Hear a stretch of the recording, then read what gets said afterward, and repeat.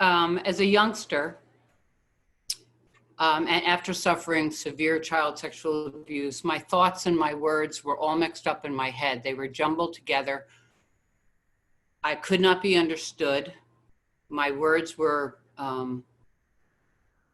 illegible. I think that's handwriting, but people could not understand me. And the more that I tried to talk, the more that I tried to explain or get someone to pay attention to me, the more I was shut up. Before my mother started drinking alcoholically, I was really a happy kid. I was barefoot all the time. I was outside all the time. I just, climbing trees, whatever. I was an outside kid, curious, excited to be alive. And then I started kindergarten, and Miss Schilling saw some behaviors that she wanted to address. One of them was my speech, that I wasn't speaking anymore. I had stopped speaking. So she had a conference. She called my parents and had a conference arranged. And she arranged these chairs. I can still see her arranging these tiny, tiny little chairs. And my parents had to unfold their bodies and put them in these tiny little chairs. I sat in a corner, actually, in the boys' corner, watching them, but I was not going to laugh at my parents. So Miss Schilling was telling them that I wasn't speaking and that I was hanging out in the boys' corner, and nobody asked me why. But the boys' corner had red fire trucks and, lights on the top, and you could actually make siren move around in the room. It was fantastic. The girls' corner had baby dolls with diapers and bonnets. Oh, and Barbie dolls with short skirts and high heeled. It just wasn't where I was going. So I would hang out in the boys' corner, and in 1957, I think that's when it was, playing with boys' toys as a girl was considered very unhealthy behavior. So that's why the parents were called in.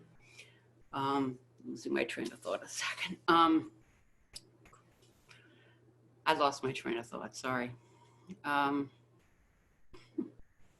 Say something, Carla. You got this. I lost it. I'm gone. You got it. Keep going. I remember, actually in middle school, in first grade, I was really the best reader in the class, but I read silently. I loved reading. I was way ahead of the other kids, but I read silently. And I read Spot and Puff and Dick and Jane, and I wanted to be in their family. I wanted to be able to read, to get lost in someone else's family. And I wanted to learn how to write a sentence with a capital letter. I remember that was a real goal of mine, to learn how to write a sentence with a capital letter and a period. And but things changed in that year.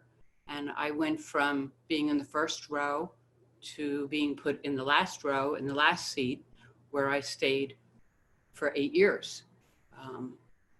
I had to go see a speech teacher several times a week for many years, and nobody ever asked me why. Nobody asked me why in the classroom. My grades had dropped, and what was happening is I was trying to verbalize what was happening as a child, but the words were, I didn't have the vocabulary of abuse, and that's what was happening. I was being abused by a pedophile priest starting at 5. I lost my ability to put the words and the actions and the fears all together, and I just mumbled. And I remember at the meeting, the teacher meeting, my parents saying, I don't know what's wrong with her. She doesn't talk, she just mumbles. And I was actually thinking, as I was sitting in the boys' corner watching them, I was thinking, why don't they ask me? Why don't they ask me what's going on? So as an adult, as a grown-up, I have learned to speak the vocabulary of abuse. It's not easy for me, but I think it's necessary for the children that are coming up, the children that are alive today, the survivors who have survived what I survived. I think it's really important that somebody puts it into words. So as an adult, that's my job. As a grown-up, that's my job at the moment, is to put my past into words, writing, speaking, whatever, and hopefully addressing the kids, the adults, the survivors who have not yet found their voice. So that's my story. Thank you.